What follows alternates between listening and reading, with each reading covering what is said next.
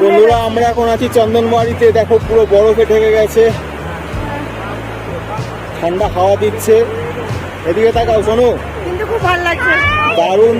দারুণ। চারপাশে শুধু সাদা আর সাদা, দেখো সাদা সাদা।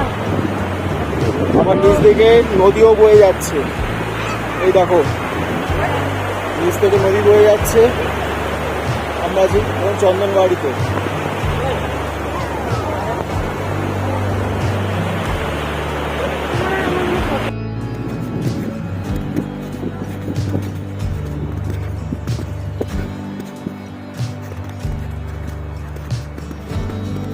আচ্ছা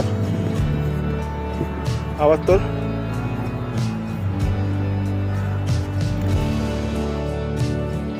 আমি আর মেয়ে চন্দনবাড়ির অনেক উপরে উঠে এসেছি, বাকি আর নিচে কেউ এখন উঠতে পারেনি। অনেক রিস্কি জায়গা, একটু পা স্কিট করলেই একদম স্কিট করে লোক আমাদের হেল্প করেছে। হ্যাঁ নদীতে চলে যাব।